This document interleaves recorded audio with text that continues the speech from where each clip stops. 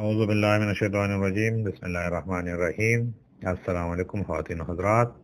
आज हमारा मौजू है अपने बालों को मज़बूत और तवाना और चमकदार बनाइए।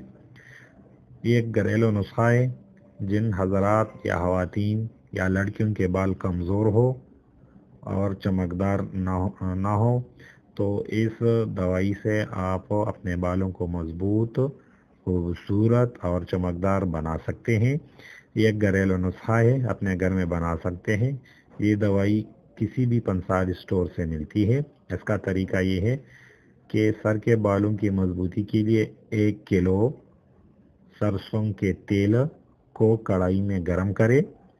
इसमें 750 ग्राम कटी हुई लौकी डालकर दरमियानी आंच पर लौकी गंदमी होने तक पकाकर चूल्हा बंद कर दिए।